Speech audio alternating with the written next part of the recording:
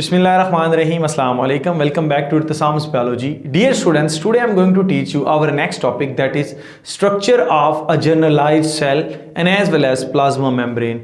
For example, देखें आपको इस बात का पता है कि जो टिश्यू होते हैं वो किससे मिलकर बने हुए होते हैं, सेल से मिलकर बने हुए होते हैं। मिसाल के तौर पर आप जाते हैं किसी भी लैब के अंदर, तो लैब वाले क्या करते हैं, आपके ब्लड को कलेक्ट करते हैं या बायोप्सी के लिए क्या किया जाता है, कोई भी गोश्त का टुकड़ा जो है वो स्पेसिफिक एरिया से निकाला जाता है। बेसिकली वो चीज़ क्या है, वो आपके पास टिश्यू कहलाते हैं और ब्लड भी जो है वो एक कनेक्टिव टिश्यू है। और टिश्यू किससे मिलकर बना होता है, सेल से मिलकर बना होता है। इससे फिर वो क्या करते हैं, फर्दर जो है उसकी स्टडी करते हैं। आज हमने भी कुछ ऐसा ही करना है। हमने एक सेल के स्ट्रक्चर जो कि जनरलाइज स्ट्रक्चर है उनके बारे में पढ़ना और किस तरह से इनको देखा गया या साइंटिस्ट ने कौन से प्रोसीजर्स को फॉलो करते हुए सेल के जो स्ट्रक्चर्स हैं उनको देखा, उसके बारे में आज हम पढ़ेंगे। तो हम स्टार्ट करते हैं dear students. First of all आपने क्या करना है, अगर आपने सेल के इंटरनल स्ट्रक्चर्स की स्टडी करनी है तो आपको टिश्यू लेना पड़ेगा। टिश्यू मैंने आपको बोला है ब्लड भी हो सकता है या फिर क्या है, अगर प्लांट है तो उसका लीफ हो सकता है, स्टेम से ले सकते हैं, पिथ से ले सकते हैं, कहीं किसी भी जगह से, शूट एपिक्स, रूट के सेल्स हो सकते हैं, या फिर अगर आप ह्यूमंस की बात करते हैं तो आप कहीं से भी सेल्स जो है वो ले सकते हैं। A group of cells is called tissue. तो आपने क्या किया, इस टिश्यू को लेकर एक होमोजेनाइजर के अंदर डाल दिया। इसको हम क्या बोलते हैं, सेल फ्रैक्शनेशन का नाम भी देते हैं, होमोजेनाइजर। होमोजेनाइजर का मतलब क्या होता है, जिसने क्या कर देना है, होमोजेनाइज कर देना है। इसकी बेस्ट एग्जांपल अगर आपको मैं कॉमन लाइफ के अंदर दूं, आप क्या करते हैं, मिल्क लेते हैं, साथ ही साथ आप क्या ले रहे हैं डियर स्टूडेंट्स, केले लेकर उनको या एप्पल लेकर उसको उस मिल्क के अंदर डाल देते हैं और फिर इन दोनों चीज़ों को एक ब्लेंडर के अंदर डाल देते हैं, होमोजेनाइजर के अंदर डाल देते हैं। वो जब घूमता है, पहले तो वो जो केले थे या जो सेब के टुकड़े थे आप उनको सेपरेट कर सकते थे, लेकिन एक दफ़ा वो ब्लेंड हो गया, वो घूम गई अंदर वाली जो गिरारी थी, उसके घूमने के बाद अब आप उसको अलग-अलग नहीं कर सकते क्योंकि वो होमोजेनाइज हो चुका है। इसी तरह से आपने ये जो टिश्यू थे, जब भी हम बायो की बात करेंगे तो हमारे पास इस तरह की एक शीशे की ट्यूब होती है, उसको हम बोलते हैं टेस्ट ट्यूब।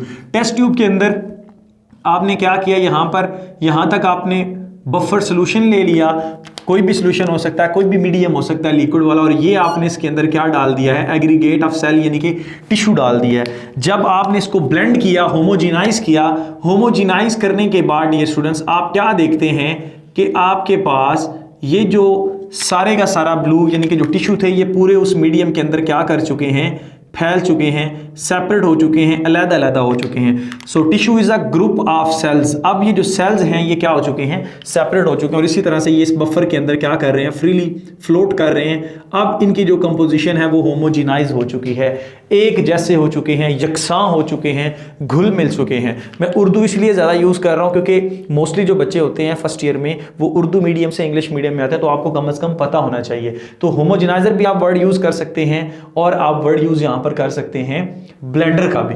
तो ब्लेंड करने के लिए, घुमाने के लिए, जैसा कि आप मिल्क शेक बनाने के लिए करते हैं। सो उसके बाद सेल फ्रैक्शनेशन का अगला स्टेप क्या होता है, जब ये आपके पास सेल्स इस तरह से एग्रीगेट हो जाते हैं तो फर्दर आपने क्या करना है डियर स्टूडेंट्स, फर्दर इसकी सेंट्रीफ्यूगेशन करनी है। सेंट्रीफ्यूगेशन क्या होती है कि जब आप इसी मीडियम को, ये जो आपके पास होमोजेनाइज हुआ मीडियम है, इसको हाईली स्पिन यानी कि आरपीएम पर क्या करते हैं, राउंड्स पर मिनट पर, रोटेशन पर मिनट पर क्या करते हैं, आरपीएम पर इसको रोटेट करवाते हैं। अब ये क्या होता है, घूमने के बाद इसके अंदर डियर स्टूडेंट्स कुछ इस तरह से सेपरेशन आ जाती है कि जिनकी डेंसिटी ज़्यादा होगी, मिसाल के तौर पर इसी तरह से अगर आप देखते हैं कि जिनकी डेंसिटी ज़्यादा है वो नीचे बैठ जाएंगे और जिनकी डेंसिटी कम है वो आपके पास इस तरह से ऊपर आ जाते हैं। तो इस तरह से सेपरेशन हो जाती है और ये सेपरेशन किस वजह से हुई है, ड्यू टू डेंसिटी। अब डेंसिटी जो होती है आपको पता है वो किस पर डिपेंड करती है, मास पर यूनिट वॉल्यूम। तो जिनका मैस ज़्यादा होगा वो नीचे आ जाएंगे, जिनका मैस कम होगा वो ऊपर आ जाएंगे। आप अक्सर लेबॉर्ट्रीज के अंदर जाते हैं, आप देखते हैं कि वो आपके ब्लड को निकालते हैं, ब्लड को निकालने के बाद एक ट्यूब के अंदर डालते हैं और उसको एक मशीन के अंदर डाल देते हैं। वो मशीन आप इस डायग्राम के अंदर देख रहे हैं, इसके अंदर जब सैंपल स्पिन करता है तो एक नीचे गहरी सी रेड कलर की आ जाती है जिसको आप ब्लड के सेल्स बोलते हैं और उसके ऊपर जो है वो आपके पास प्लाज्मा आ जाता है। तो यहां पर ये डेंसिटी की वजह से क्या हुआ है, सेपरेट हुए हैं। चूंकि आपने इसको पहले ब्लेंड कर लिया हुआ है, होमोजेनाइज कर लिया हुआ है, तो इसके रिजल्ट में क्या हुआ था, कुछ सेल्स जो थे वो पूरे के पूरे थे और कुछ सेल्स जो थे वो डियर स्टूडेंट्स रप्चर हो चुके थे, उनकी प्लाज्मा मेम्ब्रेन फट चुकी थी, उनमें से न्यूक्लियस जो था वो बाहर आ चुका था और इसी तरह से उनकी जो सेल ऑर्गेनेलीज हैं वो भी क्या हो चुकी थी, बाहर आ चुकी थी। अब आपने सेंट्रीफ्यूगेशन की, इसके रिजल्ट में क्या हुआ कि जो सेपरेशन हुई है, बेसिकली ये क्या हुई है, डेंसिटी की वजह से सेपरेशन हुई है, डिफरेंट फेजेस बन गई हैं। अब इस सेपरेशन में क्या हुआ है कि जो ऑर्गेनेल्स थी सेल की, वो ऑर्गेनेलीज जो थी वो क्या हो गई हैं, सेपरेट हो गई हैं और सेल्स भी एक दूसरे से क्या हो चुके हैं, सेपरेट हो चुके हैं। अब फर्दर आप क्या करना चाह रहे हैं, आप चाहते हैं कि हम इसको क्या करते हैं, मजीद देखते हैं कि हमने इसके अंदर और फर्दर स्टडी करनी है, तो आप इसको क्या करते हैं, अल्ट्रा सेंट्रीफ्यूगेशन करते हैं। अब इन दोनों में डिफरेंस क्या है, सेंट्रीफ्यूगेशन जो होती है उसकी स्पीड जो होती है वो कम होती है as compare to ultracentrifugation. यहां पर थाउजेंड्स जो होते हैं वो आरपीएम पे घूमती है, तो यहां पर डियर स्टूडेंट्स का 10,000, 20,000, 50,000 तक भी जो है वो अल्ट्रा सेंट्रीफ्यूगेशन तक जाते हैं, बल्कि इससे भी ज़्यादा जो आजकल की लेटेस्ट टेक्नोलॉजी है इसमें क्या करते हैं, बहुत ज़्यादा वेरी हाई स्पीड जो है वो वेरी हाई आरपीएम पर क्या किया जाता है, इसी सैंपल को, ये जो था आपके पास, इसी को घुमाया जाता है और यहाँ पर सेपरेशन होती है किसकी, डीएनए की, प्रोटीन्स की एंड इसी तरह से जो दूसरे बायोमॉलिक्यूल्स थे। अब आपने क्या कर लिया है, सेल्स की फ्रैक्शंस कर लिए हैं, सेल्स को टुकड़ों के अंदर तकसीम कर लिया। This process is called cell fractionation, कि किस तरह से एक टिश्यू से आपने सेल्स लिए और उन सेल्स के फर्दर आपने जो है वो सेंट्रीफ्यूगेशन करा के होमोजेनाइजर की मदद से आपने उसको क्या कर लिया है, उसके डिफरेंट कंपोनेंट्स के अंदर तहलील कर लिया है, उसके डिफरेंट कंपोनेंट्स के अंदर आपने उसको कन्वर्ट कर लिया है। ये प्रोसेस आपके पास क्या कहलाता है, सेल फ्रैक्शनेशन। इसमें भी जो डियर स्टूडेंट्स ये सेपरेशन हुई है ये अल्ट्रा सेंट्रीफ्यूगेशन की वजह से हुई है और ये भी सेपरेशन किसकी बेस पर हुई है, डेंसिटी की बेस पर हुई है, यानी कि मास पर यूनिट वॉल्यूम के बेस पर हुई है। तो अल्टीमेटली ये सारा काम करने के बाद हमें पता चलता है कि एक जो सेल है वो किस चीज से मिलकर बना हुआ है। सबसे आउटर मोस्ट हमें क्या नजर आती है, सेल मेम्ब्रेन नजर आती है, प्लाज्मा मेम्ब्रेन भी आप जिसको बोलते हैं। इस सेल मेम्ब्रेन के अंदर एनक्लोज्ड क्या है, इसके अंदर एनक्लोज्ड है जी साइटोप्लाज्म, और साइटोप्लाज्म चूंकि लिक्विड इन नेचर होता है, वाटर इन नेचर होता है, तो उसके अंदर क्या फ्लोट कर रही होती हैं, ऑर्गेनेलीज फ्लोट कर रही होती हैं। फर्स्ट चैप्टर के अंदर आप पढ़ चुके हैं ऑर्गेनेलीज में कौन कौन सी हैं, लाइक आपके पास न्यूक्लियस उसके अंदर मौजूद है, उसके अंदर राइबोसोम्स मौजूद हैं डियर स्टूडेंट्स, और उसके अंदर आपके पास क्या चीज़ मौजूद है, फर्दर क्लोरोप्लास्ट है। अगर प्लांट का सेल है तो, अगर एनिमल सेल है तो उसमें क्लोरोप्लास्ट नहीं होगा, उसमें क्या है डियर स्टूडेंट्स, माइटोकॉन्ड्रिया भी हो सकता है, दोनों प्लांट एंड एनिमल सेल के अंदर। इसी तरह से आप फर्दर क्या देखते हैं, उसके अंदर गोल्जी अपरेटस मौजूद है और इसी तरह से रफ एंडोप्लाज्मिक रेटिकुलम भी हैं और smooth endoplasmic reticulum and so on. बहुत सारी दूसरी ऑर्गेनेल्स आपको देखने को मिलती हैं। लेकिन जब आप इन बायोमॉलिक्यूल्स पर जाते हैं तो इसके अंदर आपको क्रोमैटिन मटेरियल नजर आता है, क्रोमैटिन मटेरियल, इट्स मीन के जो क्रोमोसोम हैं वो नजर आते हैं। इसका मतलब है कि आपको यहाँ पर डीएनए देखने को मिल सकता है, बहुत सारी प्रोटीन्स मॉलिक्यूल वो भी देखने को मिल सकते हैं, बहुत सारे carbohydrates and as well as dear students आपको लिपिड्स वगैरह जो हैं वो देखने को मिलते हैं। सो इट्स मीन कि ये सारे कंपोनेंट किसके हैं, सेल्स के कंपोनेंट्स हैं। This is called, this whole process is called cell fractionation और स्टडी ऑफ सेल। आपने क्या कर लिया, एक सेल की कंप्लीट स्टडी कर लिया by the help of this process. उसके बाद फर्दर हमने बात करनी है डियर स्टूडेंट्स प्लाज्मा मेम्ब्रेन की, क्योंकि हमने वन बाय वन इन्हीं सारी चीज़ों को पढ़ना है, तो हम डायरेक्ट चलते हैं प्लाज्मा मेम्ब्रेन पे। प्लाज्मा मेम्ब्रेन बेसिकली क्या है, आउटर मोस्ट सिलेक्टिवली परमिएबल। याद रखें आउटर मोस्ट है किसके अंदर, एनिमल्स के अंदर, और प्लांट्स के अंदर ये क्या है, सेकंड जो है वो कवरिंग है, प्रोटेक्टिव बैरियर है डियर स्टूडेंट्स। प्लांट के सेल के अंदर मिसाल के तौर पर ये आपके पास जो है वो एनिमल सेल है, तो इसमें ये बाहर क्या है, ये बाहर सेल मेम्ब्रेन ही है, प्लाज्मा मेम्ब्रेन ही है। लेकिन अगर आप प्लांट्स की बात करते हैं तो प्लांट्स में ये बाहर सेल वॉल है और इस सेल वॉल के अंदर जो है वो क्या मौजूद है, सेल मेम्ब्रेन और प्लाज्मा मेम्ब्रेन मौजूद है डियर स्टूडेंट्स। उसके बाद देखा जाए तो ये सिलेक्टिवली परमिएबल है। देखें जैसे हमारे घर की चार दीवारी होती है, सिमिलरली एक सेल की चार दीवारी हमारी क्या है, वो उसकी सेल मेम्ब्रेन है। सिलेक्टिवली परमिएबल है, हमारे घर के अंदर दरवाज़ा है, वो चंद एक चीज़ों को आने देता है, ठीक है, हम उसको अलाउ करते हैं कि भाई आपने अंदर आना और आपने अंदर नहीं आना। सो इट्स मीन कि ये आपके पास बैरियर के तौर पर काम करती है। बैरियर का काम क्या है, प्रोटेक्ट करना, अपनी खास पसंद की चीज़ों को आने देना। सो इट्स मीन के साथ ही साथ ये क्या कर रही है डियर स्टूडेंट्स, प्रोटेक्शन कर रही है। कोई भी वायरस बैक्टीरिया आसानी से इसके अंदर नहीं आ सकता, बहुत सारे आयंस इसके अंदर नहीं आ सकते, बहुत सारे मॉलिक्यूल्स बड़े हैं जिनका साइज बड़ा है वो इसके अंदर नहीं आ सकते। तो इट्स मीन कि ये परमिएबिलिटी भी जो है वो क्या है, सिलेक्टिव चीज़ों को ही करती है, उन्हीं को अंदर आने देती है, अदरवाइज ये चीज़ों को क्या करती है, रोक के रखती है। अगर हम बेसिकली इसकी कंपोजिशन की बात करते हैं प्लाज्मा मेम्ब्रेन की, तो ये मेनली तो दो चीज़ों से बनी हुई है। एक आपके पास क्या है, प्रोटीन, जो इसका सबसे ज़्यादा हिस्सा है, वो कितना हो सकता है 60 to 80%, 60 से 80% इसमें प्रोटीन है। और उसके बाद ये स्टूडेंट्स इसमें लिपिड्स मौजूद हैं, और ये लिपिड्स कितनी मौजूद हैं, तकरीबन आप कह सकते हैं कि 20 to 40% हैं। बाकी आपके पास इसमें कार्बोहाइड्रेट्स भी मौजूद हैं, वो किसकी फॉर्म में, ग्लाइकोप्रोटीन्स की फॉर्म में, और इसके साथ साथ इसमें कौन सी चीज़ मौजूद है, कोलेस्ट्रॉल भी मौजूद है। तो ये सारी चीज़ें जो हैं ये इसकी कंपोजिशन के अंदर आती है। अब इनका फंक्शन क्या है, प्रोटीन जो है वो उसके अंदर कैरियर के तौर पर काम करती हैं, ट्रांसपोर्ट प्रोटीन है, इलेक्ट्रॉन ट्रांसपोर्ट चेन के अंदर आप फर्दर आगे बढ़ेंगे तो इसका मतलब है कि इसके अंदर प्रोटीन का अपना खास फंक्शन है। लिपिड्स जो हैं उनका भी खास फंक्शन है वो। उसके बाद ग्लाइकोप्रोटीन्स जो हैं वो एंटीबॉडीज़ के तौर पर काम करती हैं। इसी तरह से बहुत सारे रिसेप्टर्स जो हैं फर्दर आप इंशाल्लाह पढ़ेंगे आगे। और कोलेस्ट्रॉल जो है वो इसकी फ्लूइडिटी को क्या करता है, बढ़ाता है। सो इट्स मीन कि ये सारी जो चीज़ें हैं ये क्या बना रही हैं, एक प्लाज्मा मेम्ब्रेन को बना रही हैं। अगर हम इसके स्ट्रक्चर्स के लिहाज से इसको देखते हैं तो हमारे पास दो मॉडल्स हैं। साइंटिस्ट ने with the passage of time 1 by 1 करके मॉडल्स दिए हैं। एक है सैंडविच मॉडल, इसको हम यूनिट मेम्ब्रेन मॉडल भी बोलते हैं। सैंडविच मॉडल जो है या यूनिट मेम्ब्रेन मॉडल जो है डियर स्टूडेंट्स, इसके मुताबिक साइंटिस्ट का कहना था कि प्रोटीन जो है दोनों साइडों पर प्रोटीन और सेंटर में क्या है, लिपिड हैं। ये आपके पास क्या है डियर स्टूडेंट्स, लिपिड्स मौजूद हैं। लिपिड्स की दूरी तय है और उसकी साइडों पर, दोनों साइडों पर क्या है, प्रोटीन्स हैं। जब बाद में देखा गया तो ये टोटली डिफरेंट था, ये बिल्कुल कॉन्सेप्ट जो था वो गलत था। आफ्टर दैट जो कॉन्सेप्ट दिया गया डियर स्टूडेंट्स वो कौन सा था, फ्लूइड मोज़ेक मॉडल।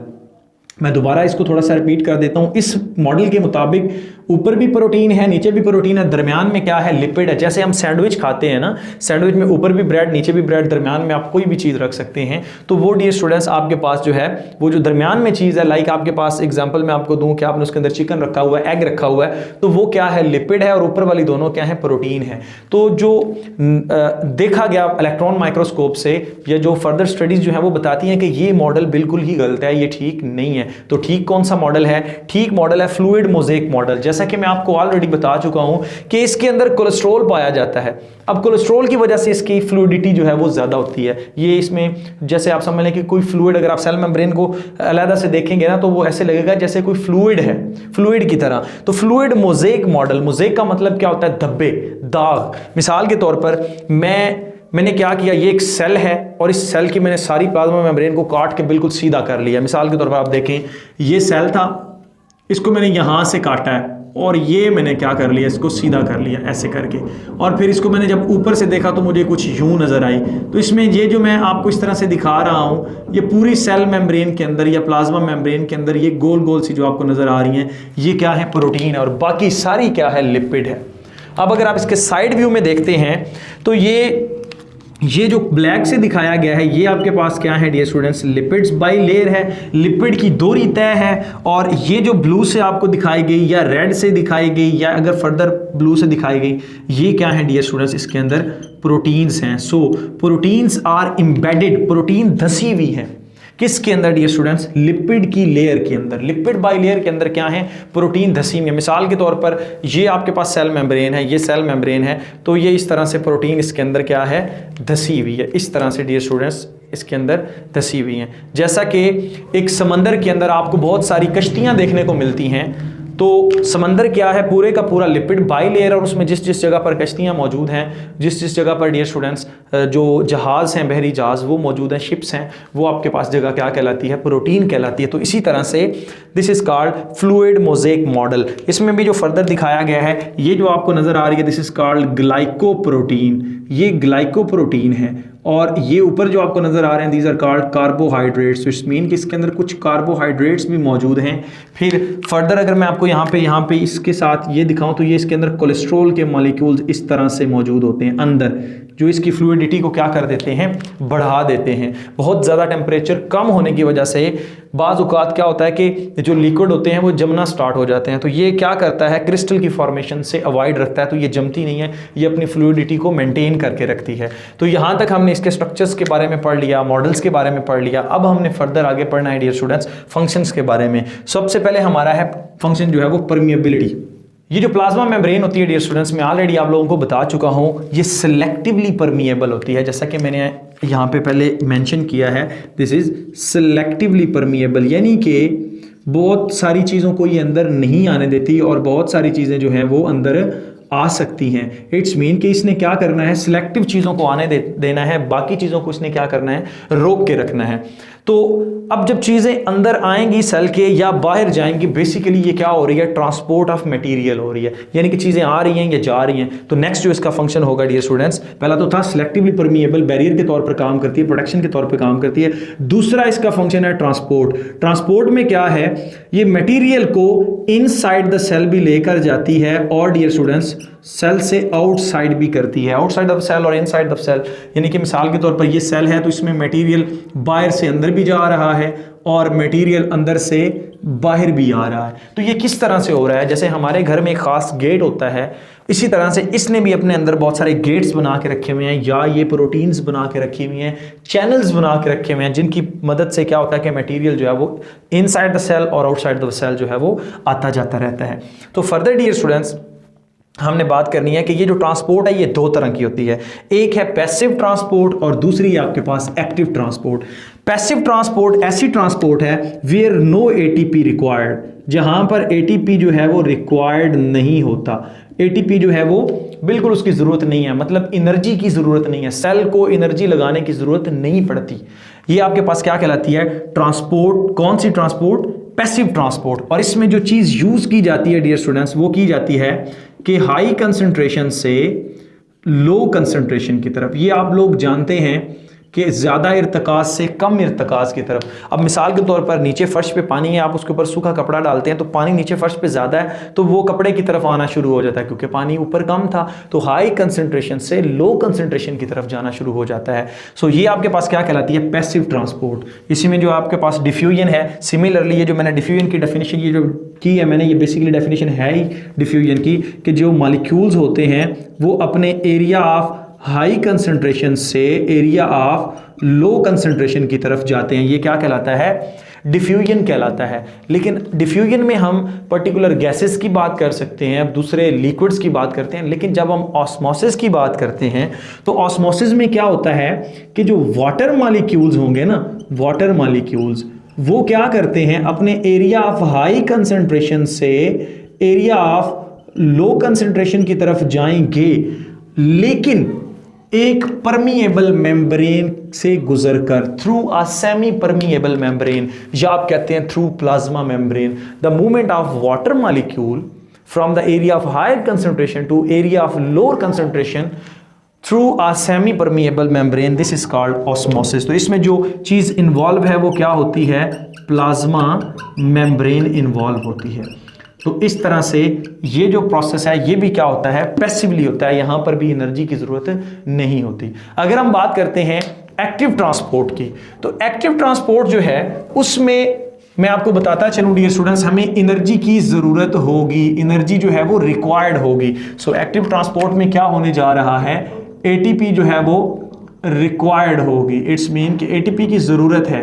तो इसमें फर्दर जो चीज़ें हैं वो कौन सी हैं कि बहुत सारे आयंस ऐसे होते हैं जो प्लाज्मा मेम्ब्रेन के अंदर और बाहर आसानी से नहीं आ सकते, जैसा कि सोडियम आयंस हैं। और यहाँ पर सोडियम को क्या किया जाता है, सेल से बाहर या सेल से अंदर लाने के लिए सोडियम पंप्स का इस्तेमाल किया जाता है। और पंप आपको पता है कि विदाउट एनर्जी पंप नहीं चलता। जैसे आप वाटर पंप की एग्जांपल ले लें, तो जब तक आप एनर्जी नहीं लगाएंगे, इलेक्ट्रिसिटी नहीं होगी, या हाथ से आप उसको जो है वो चलाएंगे नहीं डियर स्टूडेंट्स, वो पानी नहीं निकालेगा। सिमिलरली ये प्लाज्मा मेम्ब्रेन है, इस प्लाज्मा मेम्ब्रेन में मिसाल के तौर पर सोडियम आयंस को ही आपने एक साइड से दूसरी साइड लेकर आना है, आउटसाइड इन या इनसाइड आउट लेकर जाना है डियर स्टूडेंट्स, तो क्या करना पड़ेगा, एनर्जी लगानी पड़ेगी। तो आइंस बहुत सारे क्लोराइड आइंस हैं, सोडियम आइंस हैं, पोटाशियम आइंस हैं, कैल्शियम आइंस हैं नर्व इंपल्स के केस में। तो ये सारे आइंस जो हैं ये क्या करते हैं, एक्सेप्ट पोटाशियम। पोटाशियम का रोल कुछ और तरह से सेल के अंदर होता है, तो वो कुछ जगहों पर पैसिवली भी जो है वो जा सकता है, वो डिफ्यूज करता है, क्योंकि जो सेल मेम्ब्रेन होती है वो परमिएबल होती है तकरीबन, थोड़ी बहुत आप कह सकते हैं पोटाशियम के लिए। तो लेकिन जो दूसरे आयंस हैं उनको सेल के अंदर आने के लिए क्या करना पड़ता है, एनर्जी लगानी पड़ती है। या अगर लार्ज मॉलिक्यूल हैं जो कि कैरियर प्रोटीन से भी नहीं जा सकते, तो यहां पर क्या होगा डियर स्टूडेंट्स, लार्ज मॉलिक्यूल्स को क्या किया जाता है, with the help of energy लगाकर, एटीपी लगाकर सेल के अंदर या सेल के बाहर जो है वो भेजा जाता है। और उसके बाद हमने पढ़ना है साइटोसिस। साइटोसिस के लिए मुझे ये साइड रब करनी पड़ेगी। साइटोसिस में डियर स्टूडेंट्स क्या होता है, हमारे पास मटेरियल को, यानी कि जो सेल है वो क्या करता है, या तो सेल के अंदर लेकर आएगा या फिर सेल जो है वो अपने से मटेरियल को बाहर निकालेगा। ये चीज़ आपके पास क्या कहलाती है, साइटोसिस कहलाती है। साइटोसिस में फिर हमारे पास दो हैं, एक है एक्सोसाइटोसिस और दूसरा है एंडोसाइटोसिस। साइटोसिस और दूसरा है डियर स्टूडेंट्स एंडोसाइटोसिस। अब एक्सो में क्या होगा, मिसाल के तौर पर ये एक सेल है, इस सेल के अंदर कुछ वेस्ट मटेरियल है, इसने क्या करना है, उसको बाहर निकालना है। तो ये जो बाहर निकालेगा ये छोटे छोटे वैक्यूल्स की फॉर्म में निकालेगा, या फिर डायरेक्टली क्या कर देगा डियर स्टूडेंट्स, उसको पोर कर देगा। सिंपली कैसे डियर स्टूडेंट्स, मिसाल के तौर पर ये आपके पास एक सेल है, इसने अपने अंदर ये वेस्ट मटेरियल को इस तरह से एक वेसिकल के अंदर, एक वैक्यूल के अंदर जो है वो बना के रखा हुआ है। या तो ये क्या करता है, डायरेक्टली इसी वैक्यूल को अपने से बाहर निकाल देता है। कैसे, ये वैक्यूल बिल्कुल इसकी मेम्ब्रेन के साथ लगेगा इस तरह से, अगली स्टेज में ये। तो यहाँ पे क्या होता है, सम टाइम इसको क्या कर दिया जाता है, यहाँ से प्लाज्मा मेम्ब्रेन को कट कर दिया जाता है और जो मटेरियल होता है उसको सेल के बाहर डाल दिया जाता है। ऐसा आपके पास ज़्यादातर नर्व इम्पल्स की ट्रांसमिशन में होता है, यानी कि जो न्यूरॉन से मैसेज एक न्यूरॉन से दूसरे न्यूरॉन में जाता है, तो वहाँ पर ये काम जो है वो एक्सोसाइटोसिस का हो रहा होता है। और डियर स्टूडेंट्स बहुत सारे फंजाई के अंदर ये काम होता है, क्योंकि एक्स्ट्रा सेलुलर डाइजेशन होती है। और उसके अलावा हमारे अंदर भी जब सेल ने वेस्ट मटेरियल को बाहर निकालना होता है तो वो एक्सोसाइटोसिस को इस्तेमाल करता है। तो एक्सोसाइटोसिस का मतलब, एक्सो का मतलब है एग्जिट कर देना, या आप एक्सो के लिए आउट का भी वर्ड यूज करते हैं। सो किसको कर रहा है डियर स्टूडेंट्स, बहुत सारे वेस्ट मटेरियल को या बहुत सारे एंजाइम्स को या फिर डियर स्टूडेंट्स न्यूरोट्रांसमीटर्स वगैरह को निकालने के लिए ये एक्सोसाइटोसिस करता है। अब अगर हम बात करते हैं एंडोसाइटोसिस की, तो इसने क्या करना है, इनगल्फ करना है। वर्ड में यूज कर रहा हूं इनगल्फ का। इनगल्फ का मतलब होता है खा जाना। मिसाल के तौर पर यही वो सेल है और इसके पास ये एक मटेरियल आ गया, कोई भी मटेरियल M है, तो जब ये इसके साथ लगता है तो प्लाज्मा मेम्ब्रेन कुछ यूं हो जाती है, इस तरह से अंदर की तरफ धंस जाती है।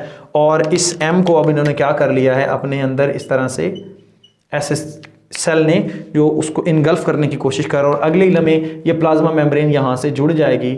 और अब ये जो है M, जो कोई भी मटेरियल था सेल के अंदर आ चुका है। इस तरह से ये सेल क्या करता है, चीज़ों को इनगल्फ करता है। This is called endocytosis. Endocytosis की फिर फर्दर दो और टाइप्स हैं dear students, that is the phagocytosis.